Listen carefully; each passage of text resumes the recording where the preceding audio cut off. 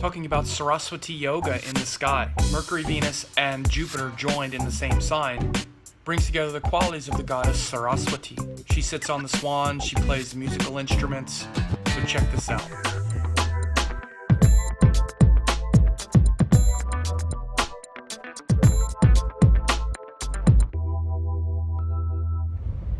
Hey, it's Sam, and I'm driving. Rare video of when I'm driving, right? I'm not driving very fast. It's kind of slow moving traffic here. Anyway, I'm making a video about Mercury, Venus, and Jupiter conjunction, when the three of them join in a sign. And it often happens about every year, whatever sign Jupiter is in, when Mercury and Venus near that place, I'll let you see the nice Pacific Ocean. Then when Mercury, Venus join that Jupiter, then we have what's called a Saraswati yoga, at least in the sky. The Saraswati yoga is the conjunction of Jupiter, Mercury, and Venus. And they are related to the goddess Saraswati. Now, of course, the goddess Saraswati is the goddess of creativity. It's very interesting to ponder why Mercury, Venus, and Jupiter would create that creativity when the three come together. There are other conditions for the technical Saraswati yoga. It's not just the three of them coming together, but it's those three planets that are involved. So this is one of the things you do in astrology, is you have to not only look at the specifics or the parameters of the yoga, but you look at the energy that creates it. So for example, like in this case, usually with the Saraswati yoga, you want to see Jupiter, Mercury, and Venus in angles from the Ascendant, and you want them to be, quote, strong. Again, those are the conditions for the technical Saraswati yoga. They don't have to be joined, but it's those three planets. So you take that same principle and use that to take you, into the meaning of why those energies are related to the goddess Saraswati. So let's do that. So of course, Saraswati is the goddess of creativity, and she's usually portrayed as Lord Brahma's daughter. Now, before you say, no, it's his wife, this is a back and forth, but I usually see, and it's usually stated or indicated, that it was Lord Brahma's daughter. Especially when you go back into ancient Vedic times, when Brahma was Brihaspati and his daughter was Rohini. There was a whole kind of creation myth around the old man, Lord Prajapati, wanting to mate with the daughter to create life itself. In the later Vedic pantheon, where Prajapati becomes Lord Brahma, the creator, then usually it's the daughter who becomes Saraswati. I do know that in certain traditions it's also said that Saraswati is his wife. So I don't want to argue those things. The important thing is that it's the Shakti, or the power of creativity, because what we have is that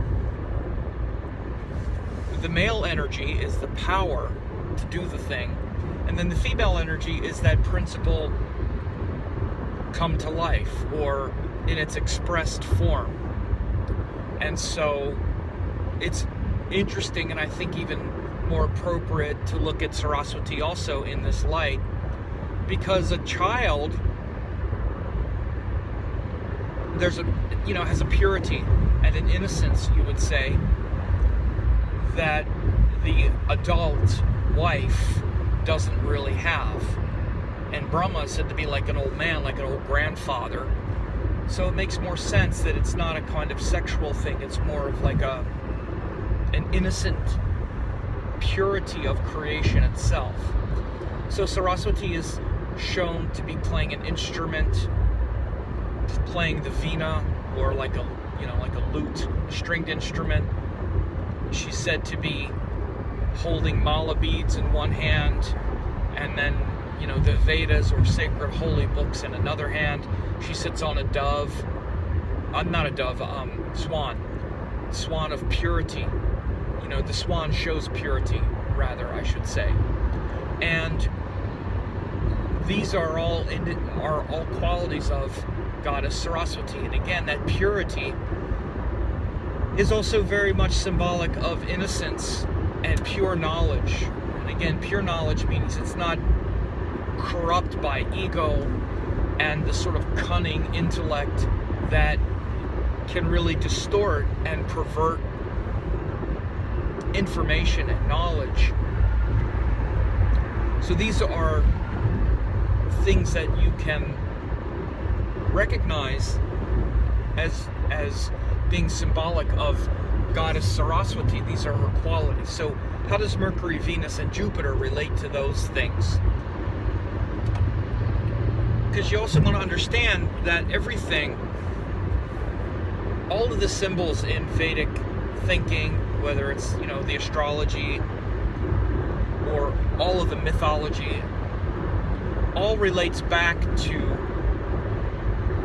the planets, nakshatras, and all of those qualities of life. They all come from the planets and different facets of the cosmology.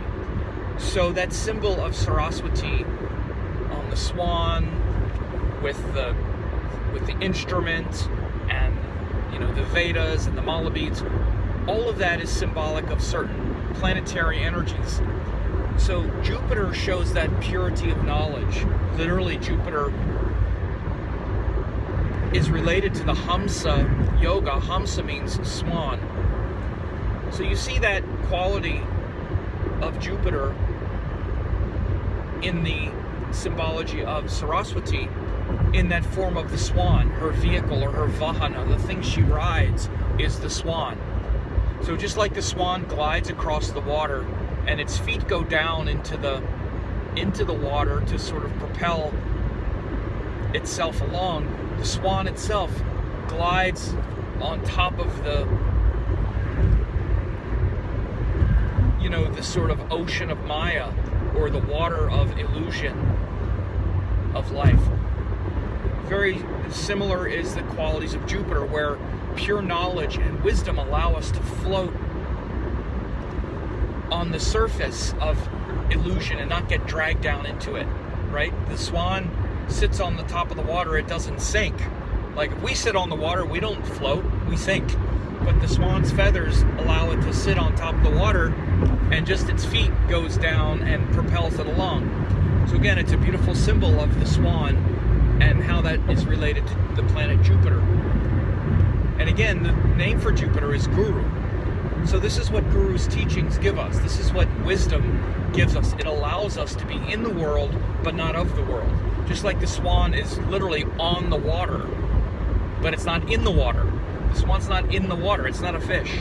It's a bird that's sitting on top of the water. Think about it.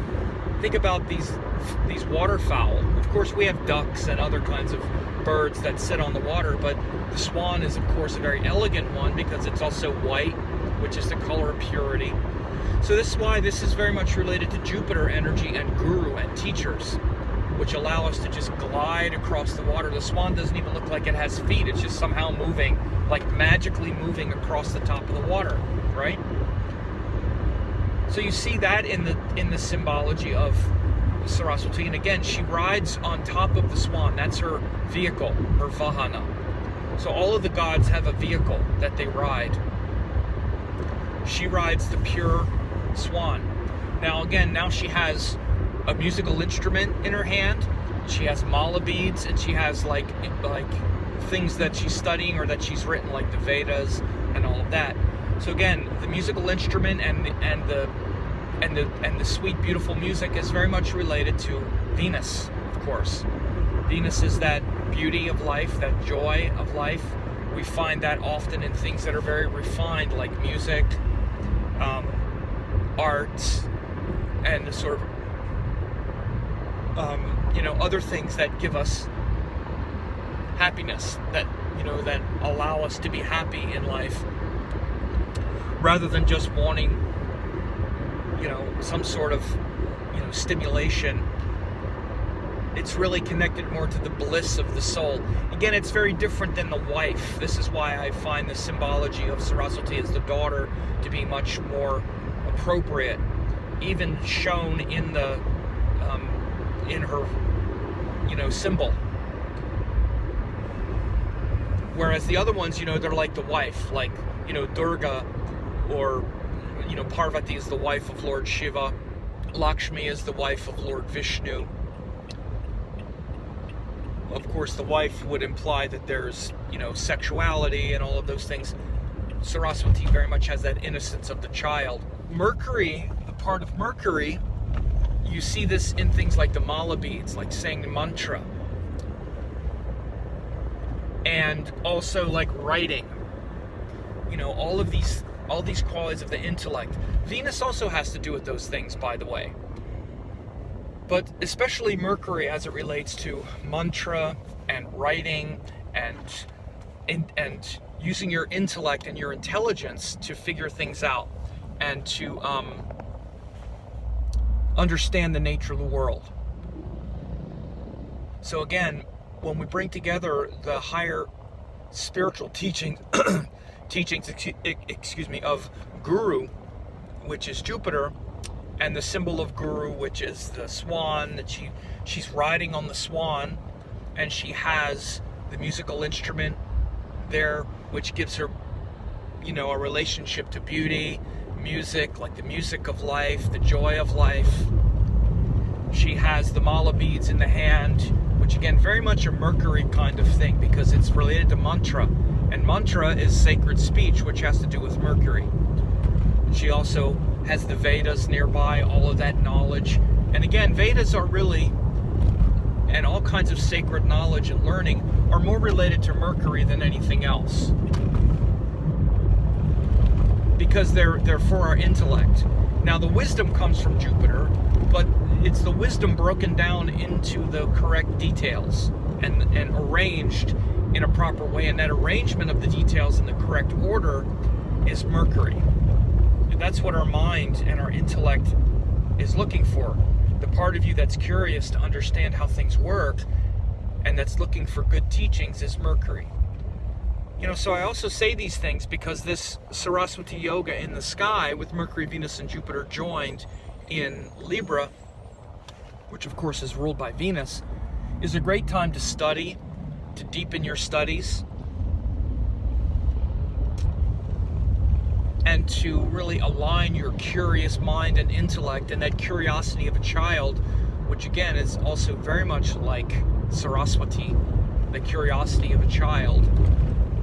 Whereas often you see like Parvati and Durga very much related to the moon and the sun, which is like mother energy, with the sacred family of Lord Ganesha, you know, Shiva's children. There's that whole kind of family thing.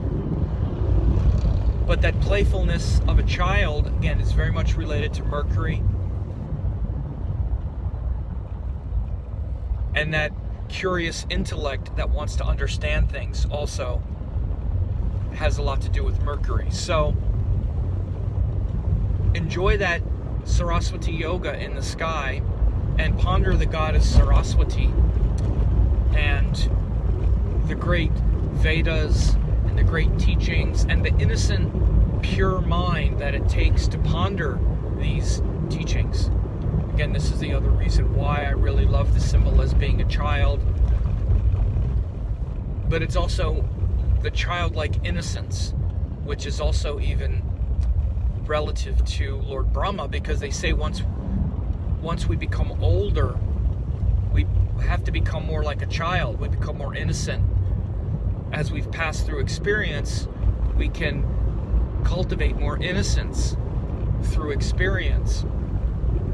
And that's a true saint who has reclaimed their innocence through experience, rather than getting old and having it make us become bitter and sort of crusty.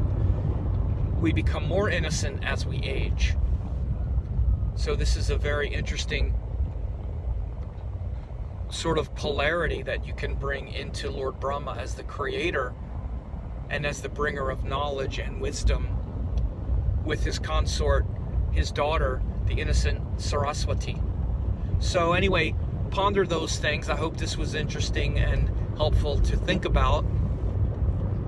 Om Aim Saraswati Namaha.